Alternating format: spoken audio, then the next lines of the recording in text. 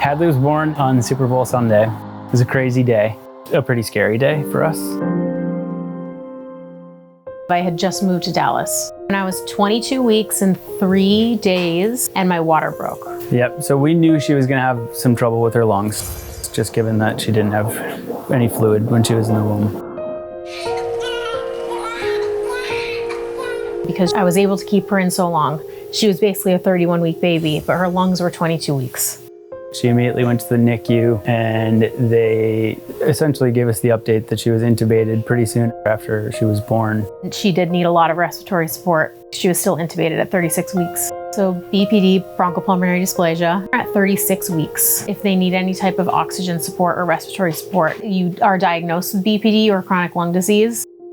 Where we were in Texas, the doctor group, they didn't have a BPD-specific team or a BPD-specific unit. And she was in such critical condition then. So many nights, I didn't know if she'd make it through the night. We knew we were running out of time. They couldn't take care of her anymore. So we either had to go to our local children's hospital or this place called Nationwide Children's.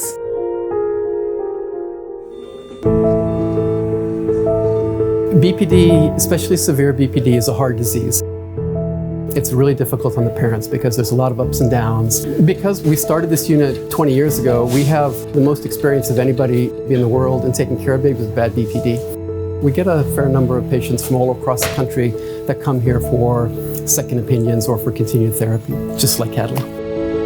My husband said, if we're consulting with this Nationwide Children's and they're so unique and they have these unique approaches to BPD, and they're the only place in the country that has a BPD-specific unit, why don't we just go?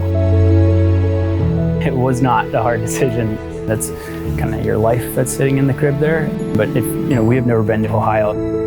This is a disease that takes months to get better, and the care has to be consistent and continuous over those months. We are not a typical intensive care unit. We provide all the services that a typical intensive care unit provides, but we're much more focused on the whole baby than most typical intensive care units. A big part of their philosophy is not having these babies on sedation. And our doctors back in Texas had heard that. I don't know if they believed it. We just know she needs time, and that is unique here. Wow. We came here hoping to avoid a tracheostomy. That is what we spoke to Dr. Nellen about, and he shared that goal. All of the doctors did. For some babies, a tracheostomy is necessary, but it's a big deal, as you can imagine, to live with a breathing tube, to live with a ventilator. And in many cases, it lasts for at least several years. So it's truly a life-altering decision for families. So the plan was to keep her on CPAP until she gets to under a certain threshold of oxygen, and then you trial nasal cannula.